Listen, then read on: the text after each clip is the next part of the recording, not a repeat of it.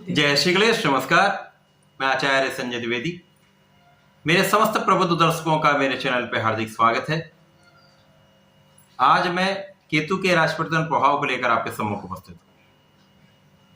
वर्ष 2023 का एक बड़ा परिवर्तन, इसे महापरिवर्तन कह सकते हैं, 30 अक्टूबर को होगा, जब राहु तथा केतु अपनी राशि का परिवर्तन करेंगे। राहु का परिवर्तन गुरुदेव की मीन राशि में होगा तथा केतु का परिवर्तन अपने मित्र बुध की उच्च राशि कन्या राशि में हो जाएगा। तो केतु का जो परिवर्तन है वो मित्र की राशि में है।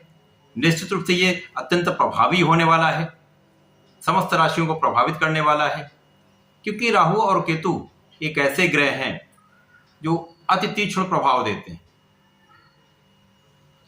इनका नकारात्मक प्रभाव अधिक मिलता है, परंतु जब ये एक अच्छी स्थिति में होते हैं, अच्छे भाव में होते हैं, तो ये रंग से राजा बना देते हैं, सर्वाधिक लाभ की प्राप्ति कराते हैं, समस्त सुखों का अर्जन कराते हैं।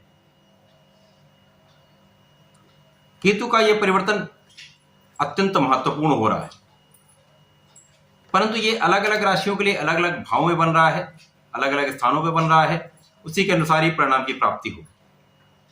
आज मैं तुला राशि के लिए केतु के इस परिवर्तन का क्या प्रभाव मिलने वाला है, किस प्रकार के लाभ मिल सकते हैं, कौन सा भाव प्रबल होगा, कहां कितना लाभ ले पाएंगे, कहां पर समस्या आ सकती है, उसका क्या निराकरण है, संपूर्ण विश्लेषण मैं पूर्ण तर्क के साथ करने जा रहा हूं।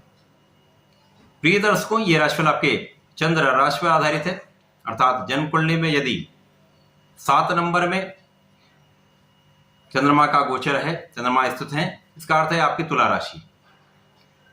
क्योंकि ये एक लंबा परिवर्तन है, 18 माह का विशेष विश्लेषण है, अतः आपको जिन जातकों का तुला लग्न है उनको ये राशिफल अवश्य देखना चाहिए।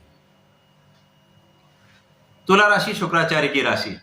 शुक्राचार्य दैत्य गुरु है, अर्थात ये राहु केतु के भी गुरु है। तो गुरु की राशि के लिए मित्र की उच्च राशि में होकर केतु का परिवर्तन निश्चित रूप से विशिष्ट करने वाला है, कुछ विशेष करने वाला है। ये 18 माह कुछ विशेष रहने वाले। अब यदि तुला राशि के लिए स्थितियों का अवलोकन करते हैं तो केतु का परिवर्तन द्वादश भाव में हो रहा है। द्वादश भाव में ये कन्या राशि में होकर मित्र की राशि में होंगे, तथा शास्त्रों के अनुसार केतु को द्वादश भाव में मोक्ष कारक कहा गया है, मोक्ष प्रदाता कहा गया है, परम आध्यात्मिक ग्रह कहा गया है। तो निश्चित रूप से यह अत्यंत महत्वपूर्ण है। केतु जब द्वादश भाव में होंगे, 12वें भाव में होंगे, तो 12वें भाव को संपूर्ण रूप से प्रभावित करेंगे। 12वां भाव जो व्यय का भाव है, विदेश का भाव है,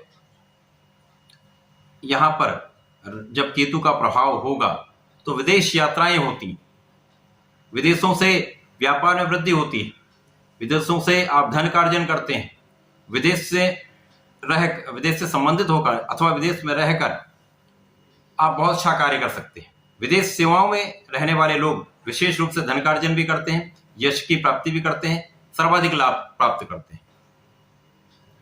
केतु जब द्वादश भाव में होंगे तो ये द्वादश भाव की प्रबलता प्राप्त होगी। यहां पर आप अपने अपव्यय से भी बचेंगे।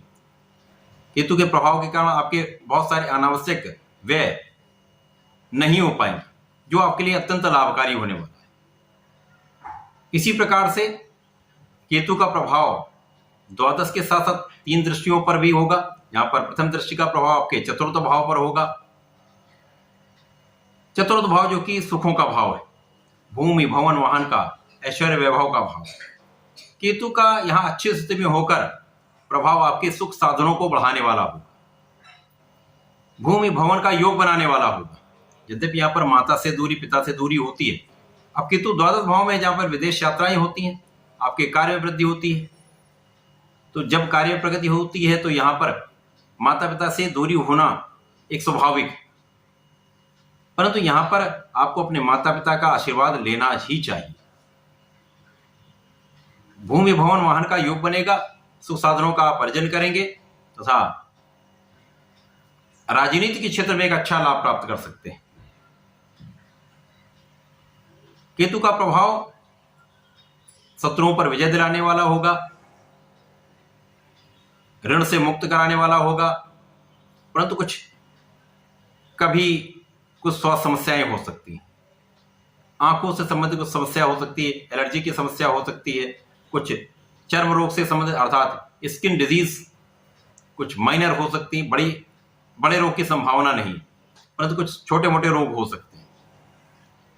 केतु का प्रभाव निश्चित रूप से आपके आध्यात्मिकता में वृद्धि करने वाला, क्योंकि मोक्ष कारक ग्रह यहां पर केतु, आपकी आध्यात्मिक रुचियां बढ़ जाएंगी, तीर्थ यात्राओं का भ्रमण कर सकते हैं, तीर्थ स्थलों के भ्रमण में आपका व्यय हो सकता है,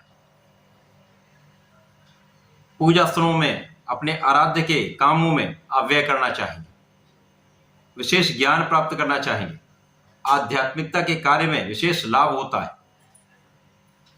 यदि आप तंत्र मंत्र यंत्र से संबंधित कार्य करते हैं या उससे संबंधित हैं, पूजा पाठ से संबंधित कार्य करते हैं, उससे संबंधित व्यापार में हैं, तो ये बहुत अच्छा लाभ देने वाला होगा।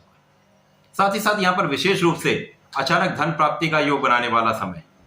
इन 18 माह में केतु का विशेष प्रभाव तुला राशि के जातकों के लिए धन का योग बनाने वाला है, अचानक धन प्राप्ति का योग बनाने वाला है। अचानक धन प्राप्ति की संभावना यहाँ पर बढ़ जाती है। आपके पैतृक संपत्ति से अचानक धन लाभ हो सकता है, परिवारजनों से आपको लाभ की प्राप्ति हो सकती है, जीवन में आपको यहाँ पर धन लाभ अवश्य होगा। केतु का ये परिवर्तन तुला राशि के लिए एक विशेष लाभकारी होने वाला है। धन अर्जन का समय है, सुखों को बढ़ाने का समय है, लाभ प्राप्ति का समय। कुछ स्वास्थ्य समस्याएं यदा कदा हो सकती हैं जिन पर ध्यान देने की आवश्यकता है। तुला राशि के जातकों को नियमित रूप से भगवान भोलेनाथ पर जलार्चन करना चाहिए। इन 18 माह के समय में यदि प्रत्येक शनिवार को भगवान भोलेनाथ पर जलार्चन के साथ साथ धतूरे का अर्पण करते हैं, धतूरे के फल का अर्पण करते हैं, धतूरे के पुष्प का अर्पण करते हैं, तो यहां पर लाभ की वृद्धि भी होगी, नकारात्मकता कम हो जाएगी, समस्याएं कम हो जाएंगी, तो लाभ की वृद्धि निश्चित है। तो ऐसा करके इसका लाभ लें। धन्यवाद, नमस्कार।